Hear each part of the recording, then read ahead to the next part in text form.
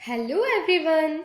आज इस वीडियो में हम पढ़ेंगे वैदिक एज के बारे में। इस वीडियो में हम डिस्कस करेंगे वैदिक टाइम पीरियड की इकोनॉमी, पॉलिटिकल, सोशल और रिलीजियस कंडीशंस के बारे में। इंट्रोडक्शन से स्टार्ट करते हैं। वैदिक टाइम पीरियड का टाइम पीरियड है 1500 BC से 600 BC। वैदिक पीरियड को भी दो पार्ट्स में बांटा गया है आगे चल के। अब हम स्टार्ट करते हैं वैदिक टेक्स्ट से। देखो, किसी भी चीज को जानने के लिए, पढ़ने के लिए, किसी भी टाइम पीरियड के बारे में पढ़ने के लिए सबसे ज्यादा इंपॉर्टेंट होता है उसके सोर्सेज। तो हमें वैदिक लिटरेचर जो है वो मेन सोर्सेज है वैदिक टाइम पीरियड को जानने के लिए। वैदिक लिटरेचर से ही हमें उस टाइम के आर्यंस के, जो एंशियंट इंडिया के आर्यंस थे, उनकी कंडीशन के बारे में पता चलता है।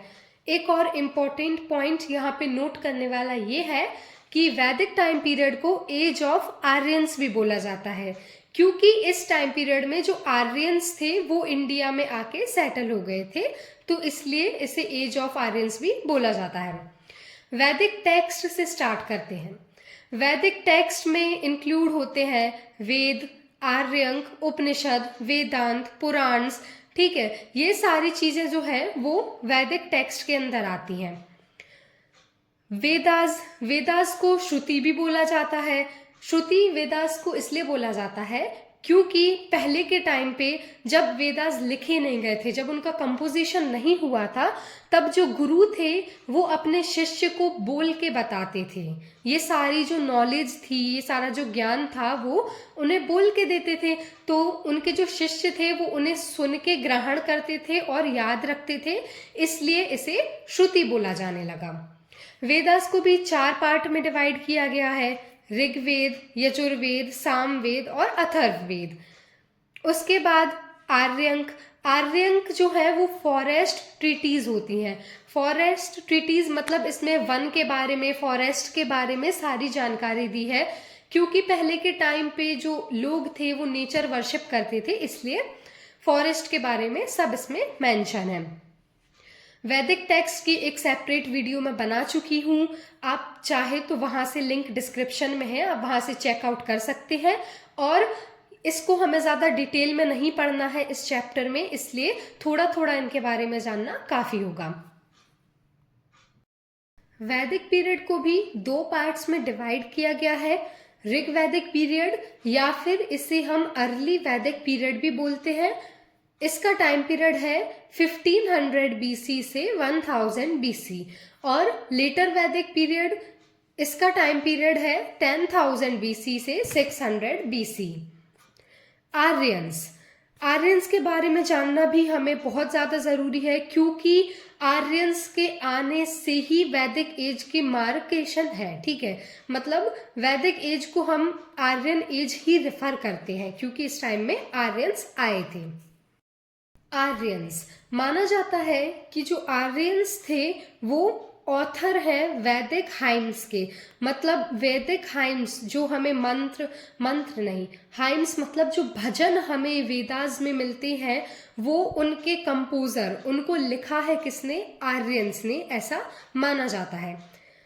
आर्यंस कहीं नेटिव इंडिया के नहीं थे। आर्यंस जो है माना जाता है कि वो कहीं साउदर्न रशिया या सेंट्रल एशिया से माइग्रेट होके आए थे। मतलब कुछ ग्रुप ऑफ पीपल, कुछ लोगों का संघ जो है वो साउदर्न रशिया, सेंट्रल एशिया, और कुछ हिस्टोरियंस का ऐसा भी मानना है कि यूरोप से। ये चीज़ अभी तक हमें क्लियर पता नहीं चल पाई है, बट सबने अपनी अपनी थ्योरी के हिसाब से बताया है। तो हिस्टोरियंस का मानना है कि जो आर्यंस थे वो कहीं साउदर्न रशिया, सेंट्रल एशिया या यूरोप से कुछ लोगों का संघ जो माइग्रेट होके इंडिया आया था, उन्हें आर्यंस बुलाया जाने लगा। ऐसा भी माना जाता है क्योंकि अब देखो, ये लोग आए थे तो ये लोग की जो लैंग्वेज थी वो अलग थी, तो इनकी लैंग्वेज को नाम दिया गया इंडो आर्यन लैंग्वेज। और ऐसा माना जाता है कि जो इंडो आर्यन लैंग्वेज में जो टेक्स्ट हैं, जो टेक्स्ट कंपोज किए गए हैं, उन्हीं को वैदिक टेक्स्ट बोला जाता है। मतलब जो वैदिक टेक्स्ट अभी हमने देखे वो इंडो आर्यन लैंग्वेज में ही कंपोज किए गए हैं और आर्यंस के थ्रू कंपोज किए गए हैं। इन लिंग्विस्टिक ग्रुप ऑफ पीपल, इनकी जो लैंग्वेज थी इनको इंडो यूरोपियन लैंग्वेज भी बोला जाता था, क्योंकि ये लोग यूरोप से माइग्रेट होके इंडिया में आए थे, तो इनकी लैंग्वेज को इंडो आर्यन या इंडो यूरोपियन लैंग्वेज भी बोला जाता था। तो ऐसा भी माना जाता है कि ये जो इंडो यूरोपियन लैंग्वेज है इनसे ही बाद में संस्कृत, लैटिन और ग्रीक जैसी भाषाएं उत्पन्न हुई, मतलब इमर्ज हुई, क्योंकि कुछ संस्कृत के वर्ड जैसे मातृ और पितृ ये मैच करते हैं मैटर और पैटर से, ठीक है, जो कि लैटिन वर्ड्स हैं या फिर इंडो यूरोपियन वर्ड्स हैं। आयरन एज का टाइम पीरियड तो हमें पता ही है, तो आयरन एज में हम जानते हैं कि कितना ज़्यादा डेवलपमेंट हो चुका था। तो आयरन एज का एंड मार्क है आर्यंस के, मतलब Indus valley civilisation. Indus valley civilisation के डिक्लाइन होने का एक कारण था आर्यंस का आना, ठीक है। तो हम जानते हैं कि इंडस वैली सिविलाइजेशन जो थी वो कितनी ज़्यादा डेवलप्ड सिविलाइजेशन थी, मतलब आर्यंस के टाइम पे भी बहुत कुछ था, जैसे कि horses, spoked wheels, fire curls और सैरेमिक्स। सैरेमिक्स मतलब जो चीनी मिट्टी के बर्तन होते हैं वो। तो अब इनके पास इतनी सारी चीजें थी तो इनको इंडिया में आके रहने में कोई प्रॉब्लम नहीं हुई, ये लोग आराम से यहाँ पे सेटल हो गए। Geographical settlements of Aryan, geographically जो आर्यंस माइग्रेट होके, मतलब जो पीपल माइग्रेट होके आए थे वो कहाँ रहते थे, तो ये लोग एक एरिया में रहते थे जिसको सप्त सिंधु बोला जाता था। सप्त सिंधु मतलब 7 नदियां, 7 रिवर्स, ठीक है। तो जो सप्त सिंधु वाला एरिया था ये लोग वहां रहते थे। सप्त सिंधु में जो 7 रिवर आती हैं वो है सिंधु, झेलम, छिनाब, रावी, विपाश, सतलज और सरस्वती। ये 7 नदियां हैं जहां पे आर्यंस का मेजर सेटलमेंट था। माना जाता है कि ये लोग, देखो आर्यंस जो थे वो अपनी जीविका कैसे चलाते थे, कैसे रहते थे, ये लोग बैटल्स पे जिंदा रहते थे। ये लोग आसपास के लोगों पे हमला करके बैटल्स पे जिंदा रहते थे। उनके जो पशुपालन भी करते थे, ठीक है, जानवरों का पालन करना, ठीक है, कैटल रेयरिंग और एनिमल्स का डोमेस्टिकेशन करके ये लोग जिंदा रहते थे, अपना गुजारा चलाते थे। सप्त सिंधु के एरिया से धीरे धीरे इन्होंने मूव करना शुरू किया।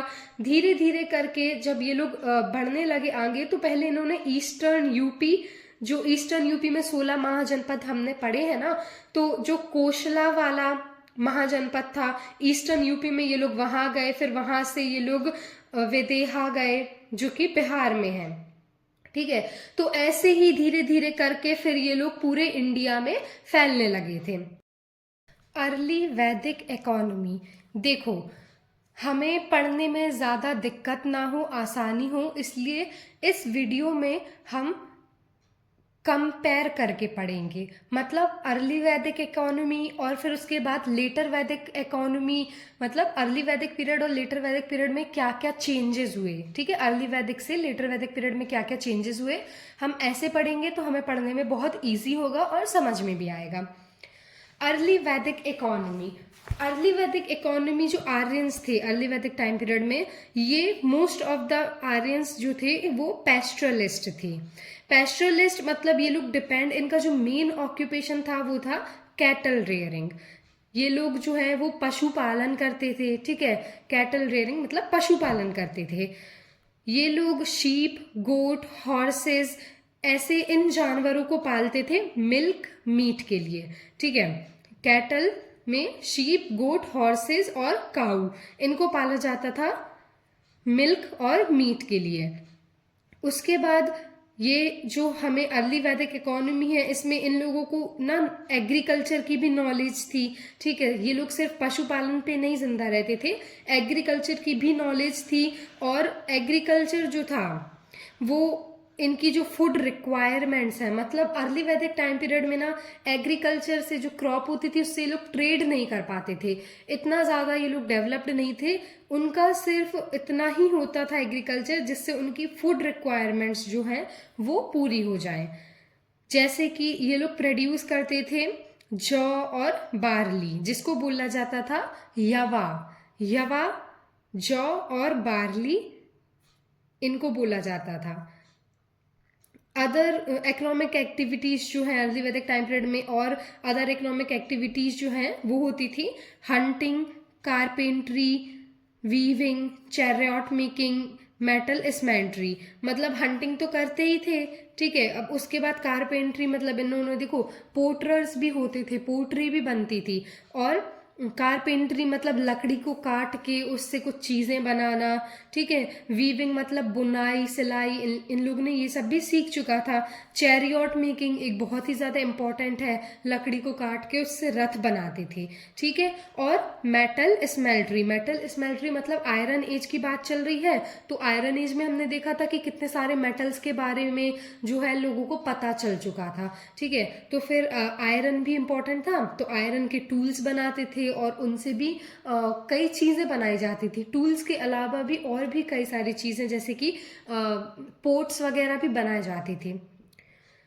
और जो ट्रेड है, ट्रेड होता था बार्टर सिस्टम के थ्रू, ठीक है। मतलब याद रखने वाली चीज़ है ये, अर्ली वैदिक एज में बार्टर सिस्टम के थ्रू ट्रेड होता था।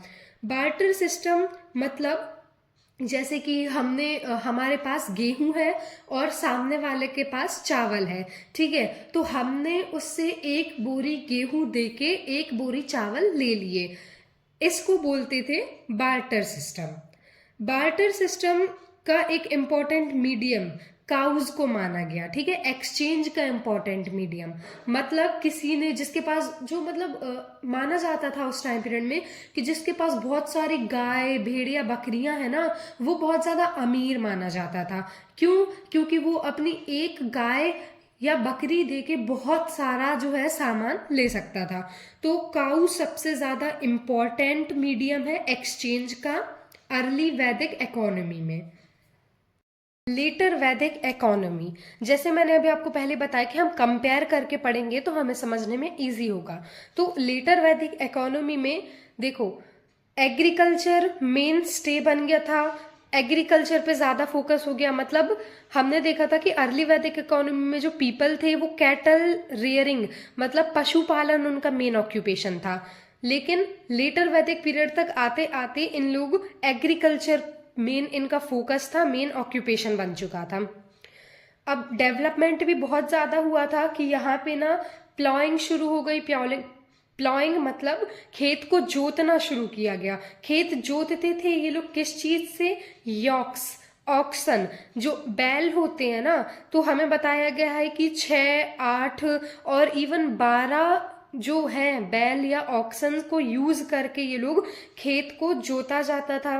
और अर्ली वैदिक इकोनॉमी में हमने पढ़ा था कि सिर्फ जौ और बार्ले, जिसको यवा बोला जाता था, वो उगाए जाते थे। लेटर वैदिक इकोनॉमी में बहुत सारे ग्रेन्स जैसे कि rice, barley, wheat, beans, lentil, millets और शुगर केन और भी कई सारी क्रॉप्स कल्टीवेट होना शुरू कर दी थी।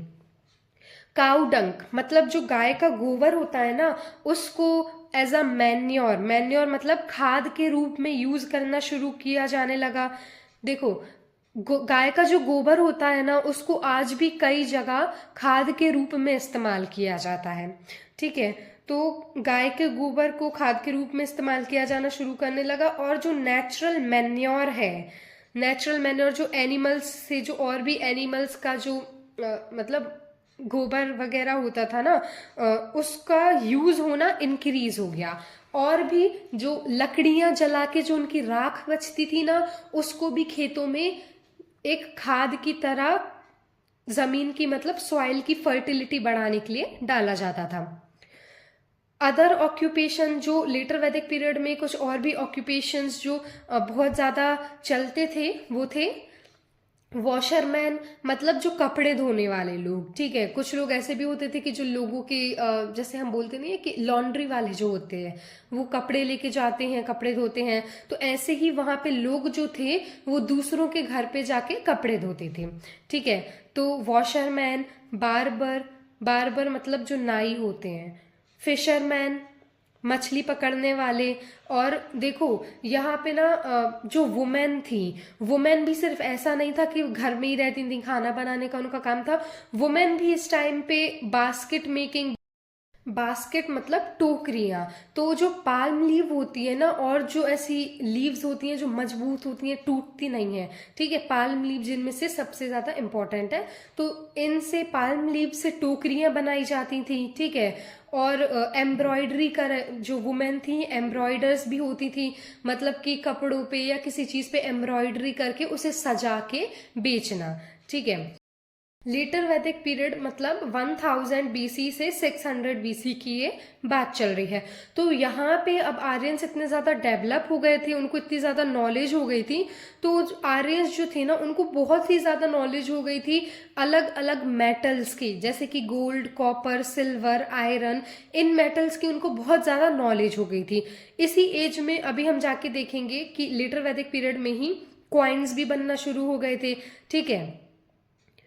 फिर नॉलेज हो गई थी तो इन्होंने इन सारे मेटल्स का यूज़ करना भी शुरू कर दिया था अच्छे से।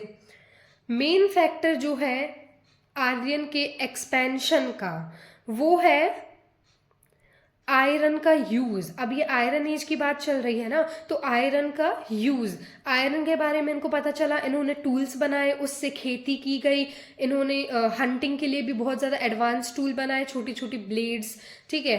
तो उससे इन्होंने हंटिंग भी की, फिशिंग भी की, है ना। तो आयरन का यूज़ का जब इन्हें पता चला तो इससे इनका बहुत ही ज़्यादा डेवलपमेंट होने लगा, और ये लोग यहाँ पे इनको इतनी सारी सुविधाएं मिली थी, तो फिर इनका एक्सपेंशन मतलब ये लोग जगह जगह जाके बसने लगे, रहने लगे, तो इसलिए इनका जो कल्चर है इतना एक्सपैंड हुआ था।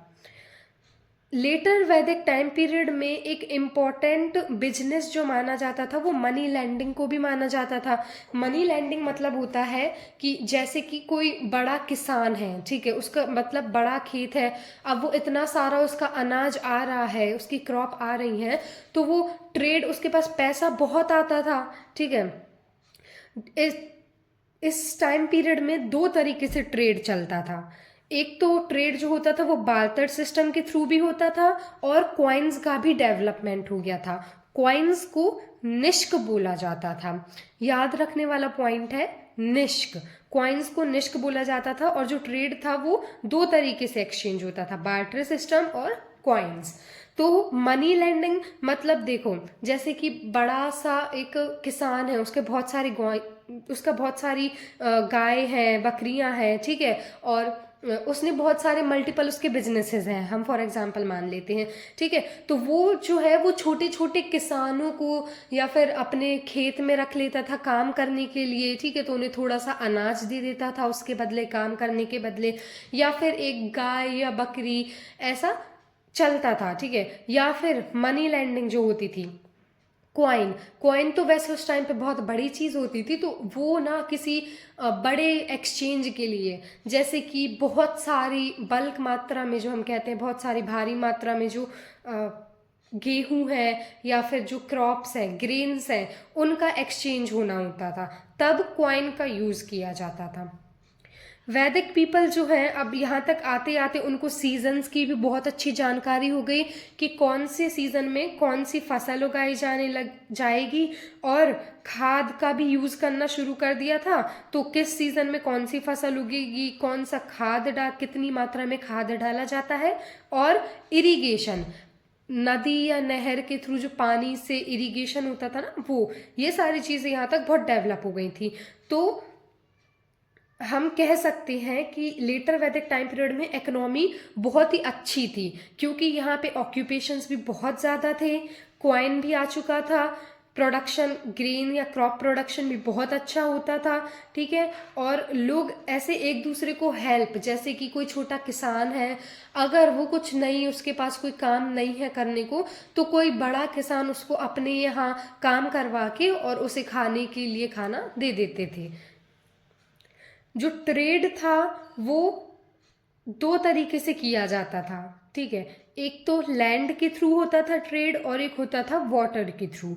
जो लैंड के थ्रू ट्रेड किया जाता था, यहाँ से वहाँ सामान जो क्रॉप्स वगैरह हैं पहुँचाया जाता था, वो होता था चैरियट्स के थ्रू, मतलब रथों के द्वारा। ऑक्सन मतलब जो बैलगाड़ी बोलते हैं ना, उनके भी थ्रू किया जाता था।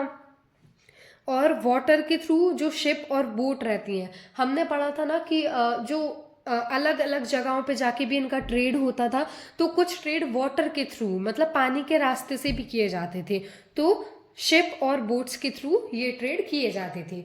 ये थी हमारी लेटर वैदिक इकोनॉमी। रिलीजियन, अर्ली वैदिक रिलीजियन।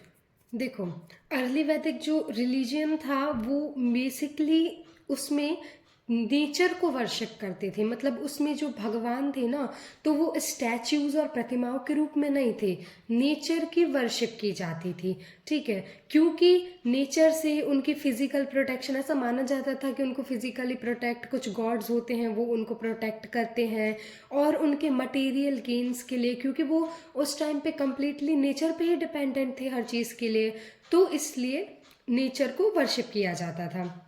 ऋग्वैदिक गॉड्स जो हैं उनको हमें नेचुरल फोर्सेस के रूप में दिखाया गया है, ठीक है, जैसे कि रेन, स्ट्रोम, सन, ये जो चीज़ें हैं मतलब नेचुरल फोर्सेस, और जो ऋग्वैदिक गॉड्स हैं, ये एक तरीके से हमें उस टाइम की ट्राइबल सोसाइटी और सोसाइटी का पैट्रियार्कल नेचर भी दिखाती है। मतलब उस टाइम पे जो सोसाइटी थी वो पितृसत्ता थी। क्यों? क्योंकि जो मेजरली गॉड्स हैं, मतलब जो ज़्यादातर भगवान हैं, वो मेल गॉड्स हैं, ठीक है, जैसे विष्णु, इंद्र, सोम, अग्नि, तो ये सारे मेल गॉड्स हैं। और फिर सेकेंडरी पोजीशन पे कुछ गॉडेसेस को वर्शिप किया जाता है, ठीक है। तो इसलिए हमें ये एक तरीके से पैट्रियार्कल नेचर भी दिखाती है सोसाइटी का। जो मेजर डीटी थे, जो मेजर भगवान को वर्शिप किया जाता था अर्ली वैदिक रिलीजन में, वो है इंद्र। क्योंकि इंद्र को गॉड ऑफ वॉर भी माना जाता था। देखो, ट्राइबल्स थे, तो ट्राइबल्स कैसे अपनी जीविका चलाते थे? एक दूसरे से लड़ते थे, आक्रमण करते थे, तो उनके यहाँ से जो उनको रिसोर्सेज मिलते थे, ठीक है, और एग्रीकल्चर पे डिपेंडेंट रहते थे। तो जो सबसे ज़्यादा मेजरली हैं वो इंद्र को पूजा करते थे, क्योंकि उनको गॉड ऑफ वॉर माना जाता था और वेदर गॉड माना जाता था, जो कि बारिश और थंडर स्टॉर्म लाते थे। तो इसलिए इंद्र एक बहुत ही ज़्यादा इम्पोर्टेंट गॉड या डीटी थे अर्ली वैदिक रिलीजन के। अब हम ऐसे भी इसको डिवाइड करके पढ़ सकते हैं, रिलीजियस कंडीशन को तीन पार्ट्स में हम इसको डिवाइड कर सकते हैं: टेरेस्ट्रियल गॉड्स, एटमॉस्फेरिक गॉड्स और हेवनली गॉड्स।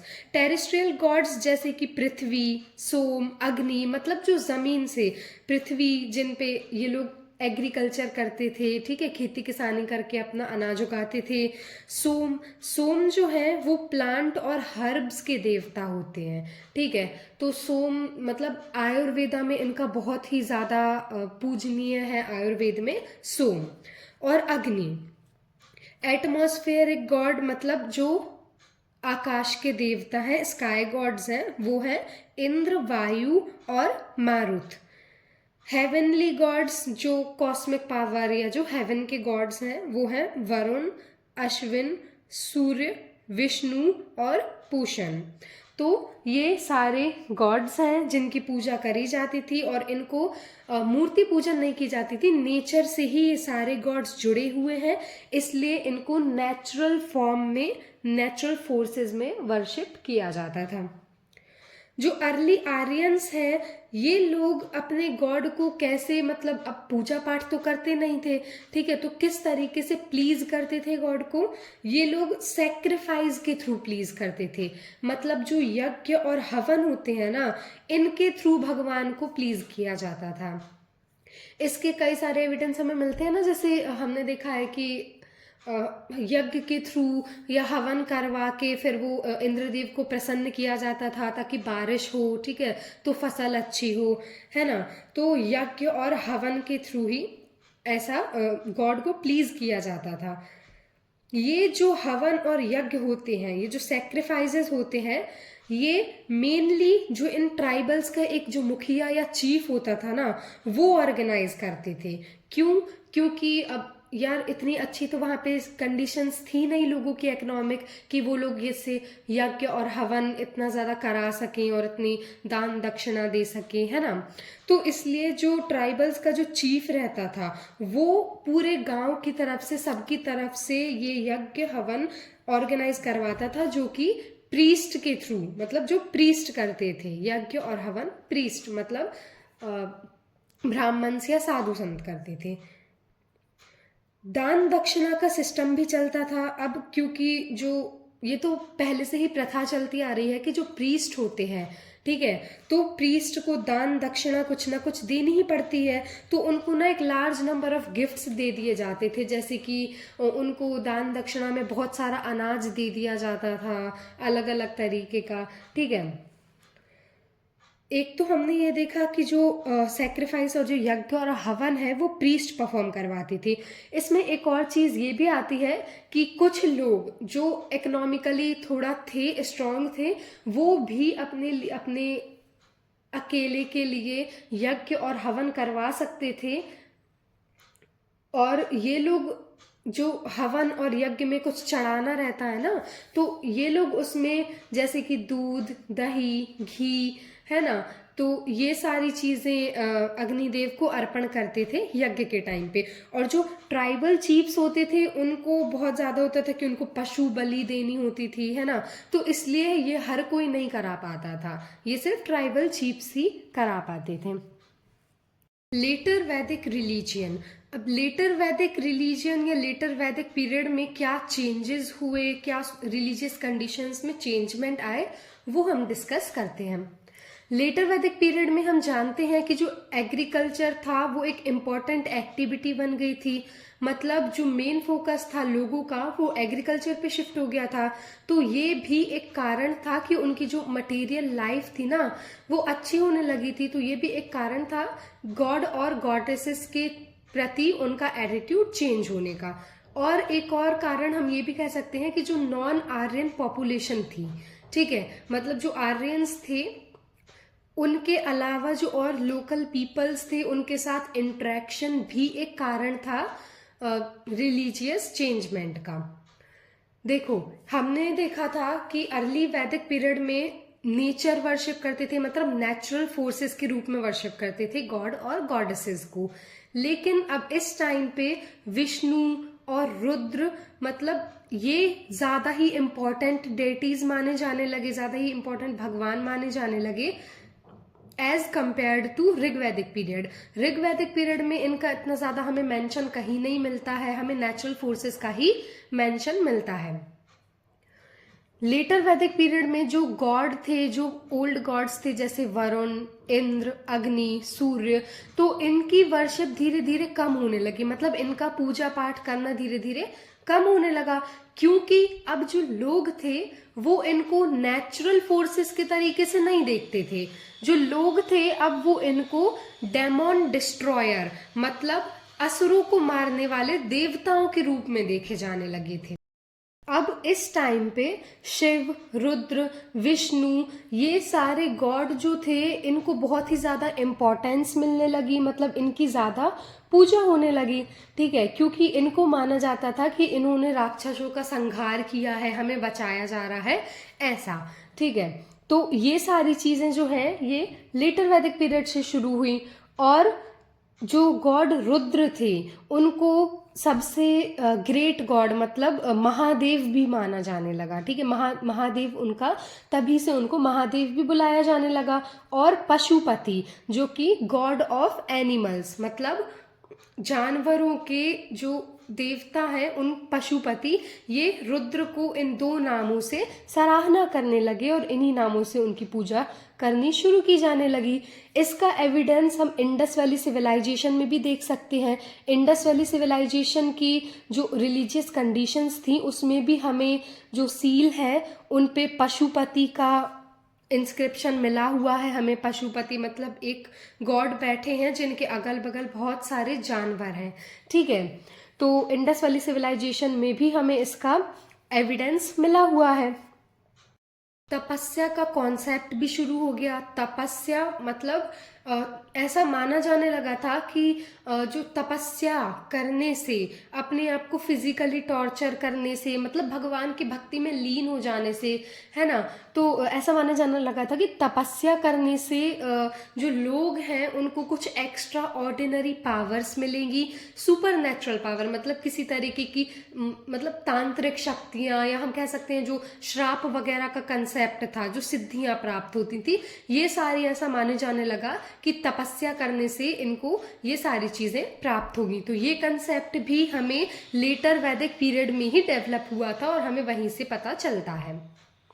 एक और अनदर इम्पॉर्टेंट फीचर जो है वो ये है कि इस टाइम पे ना यज्ञ और हवन जो होते थे उनका नंबर बढ़ गया था। मतलब बहुत ही ज़्यादा यज्ञ और हवन हुए कराए जाने लगे थे, जिससे कि एनिमल्स की मतलब जानवरों की बलि भी बहुत दी जाने लगी थी, ठीक है। सेक्रीफाइस उनको कुछ ना कुछ करना ही पड़ता था, तो जानवरों की बलि ही थी, तो जानवरों की बलि ज़्यादा दी जाने लगी, जिसने इकोनॉमी को बहुत ही ज़्यादा इम्पैक्ट किया, क्योंकि वो लोग, उनका एग्रीकल्चर के बाद सेकेंडरी तो वो लोग जानवरों पे ही डिपेंडेंट थे ना। इसलिए अब यज्ञ और हवन ज़्यादा कराए जाने लगे, तो इसकी वजह से रिजल्ट हुआ क्या, ब्राह्मण्स जो थे, ब्राह्मण्स को बहुत ही ज़्यादा इम्पोर्टेंस दी जाने लगी, ठीक है। मतलब एक बहुत ही ऊंचा दर्जा ब्राह्मण्स को दिया जाने लगा कि यही है जो यज्ञ और हवन कराते हैं जिनकी वजह से हमारा घर चल रहा है या हम लोग सुरक्षित हैं, प्रोटेक्टेड हैं, ठीक है। तो उनकी जो सोशल हायरार्की थी, जो सोशल क्लास थी उनकी, वो एक बहुत ही ज़्यादा ऊपर चली गई, एक सुप्रीमेसी मिल गई उनको। जो यज्ञ थे, यज्ञ के थ्रू, यज्ञ और हवन के बाद दान दक्षिणा का जो सिस्टम था, इससे उन लोगों को लार्ज अमाउंट ऑफ वेल्थ भी आती थी। कई राजा होते थे, जैसे राजा लोग होते थे तो वो उनको स्वर्ण मुद्राएं देते थे दान दक्षिणा में, ठीक है, या फिर बहुत ही ज़्यादा मात्रा में अनाज दे दिया जाता था, है ना। तो उनका दान दक्षिणा, एक लार्ज अमाउंट ऑफ वेल्थ भी आ रही थी दान दक्षिणा के फॉर्म में। और इस टाइम के कुछ इम्पोर्टेंस जो यज्ञ थे वो थे अश्वमेध यज्ञ, राजस्व यज्ञ, ठीक है। इनके बारे में हमने सुना हुआ है पहले। तो ये कुछ यज्ञ थे जो बहुत इम्पोर्टेंट थे और कराए ही जाते थे। महाभारत और रामायण में हमने इन यज्ञों के बारे में पढ़ा है, हमने सुना है इन यज्ञों के बारे में, ठीक है। तो ये जो यज्ञ होते थे इनमें ब्राह्मण्स को तो बहुत सारे गिफ्ट्स आते ही थे, उसके साथ साथ इन यज्ञ को कराने के कुछ और भी कारण थे। जैसे कि एक तरीके से जो चीफ था या जो किंग था, उनकी अथॉरिटी स्टैब्लिश हो जाती थी लोगों पे। मतलब एक तरीके से लोग उनको अपना मतलब सब कुछ मानने लगते थे कि हाँ, ये जो है हमारे राजा या जो हमारे चीफ है, ये हमारे लिए इतना कुछ करा रहे हैं, ठीक है। तो एक इसका कारण ये भी था। लेटर वैदिक पीरियड में ही लास्ट में लोगों ने सैक्रिफाइस का मतलब जो बलि होती थी ना, उसका अपोज करना शुरू कर दिया था, क्योंकि अब लोगों को भी इससे कहीं ज्यादा नुकसान हो रहा था, ठीक है। तो लोगों ने फिर सैक्रिफाइसेस का यहाँ पे अपोज करना शुरू कर दिया था। लार्ज नंबर ऑफ कैटल और अदर एनिमल्स जो थे उनको यज्ञ में उनकी बलि दे दी जाती थी, तो उनकी इकोनॉमी, उनकी ग्रोथ पे भी बहुत असर पड़ रहा था। और इस टाइम पे ऐसा माने जाने लगा था कि जो पाथ ऑफ गुड कंडक्ट है, मतलब जो अच्छाई की राह पे चलने वाले जो रास्ता होता ना, वो हमें सेल्फ सेक्रीफाइस, मतलब हमें खुद की तरफ से कुछ कुछ त्याग देना चाहिए, जो कि हमें हैप्पीनेस देगा या हमारे वेलफेयर के लिए अच्छा होगा। ये हमें वेदास के लास्ट सेक्शन या फिर उपनिषद से हमें ये पता चलता है कि लास्ट में, लेटर वैदिक के लास्ट पीरियड में पशु बलि को हटा के ये माने जाने लगा कि अगर तुम्हें अच्छाई के रास्ते पे चलना है तो तुम अपना कुछ त्यागो, पशु की बलि क्यों ले रहे हो। उपनिषद भी दो बेसिक प्रिंसिपल, इंडियन फिलॉसफी के दो बेसिक प्रिंसिपल्स पे ही बनी थी, जैसे एक था कर्म और एक था ट्रांसमाइग्रेशन ऑफ सोल। मतलब कर्म का कॉन्सेप्ट तो हम जानते ही है कि तुम अच्छे कर्म करोगे तो तुम्हें अच्छा मिलेगा, जैसे तुम्हारे कर्म होंगे तुम्हें वैसा मिलेगा। और ट्रांसमिशन ऑफ सोल मतलब रीबर्थ, रीबर्थ वाला कंसेप्ट। जैसे कि एक कंसेप्ट हमने सुना है ना कि अगर तुमने इस जन्म में बुरे कर्म किए तो तुम्हें अगले जन्म में इसका जन्म मिलेगा, है ना, तुम्हें अगले जन्म में उसका वो चुकाना पड़ेगा, कर्ज चुकाना पड़ेगा, ठीक है। और अगले इस जन्म में तुमने अगर ये किया तो तुम अगले जन्म में तुम पेड़ बनोगे, ये बनोगे, वो बनोगे। ये वाला कंसेप्ट भी उस टाइम में हमें उपनिषद में लिखा गया। मतलब उपनिषद इन दो बेसिक प्रिंसिपल पे ही बनी थी। और एक इम्पॉर्टेंट चीज ये था कि अगर तुम इस जन्म में अच्छे कर्म करते हो, ठीक है, तुम इस कर्मिक साइकिल से, कर्मों की साइकिल से अगर तुम फ्री हो जाते हो तो तुम्हें मोक्ष मिल जाएगा और तुम्हें दोबारा इस धरती पे जन्म नहीं लेना पड़ेगा, तुम्हारा रीबर्थ नहीं होगा। तो ये सारे जो हैं ये रिलीजियस कंडीशन थी लेटर वैदिक पीरियड की।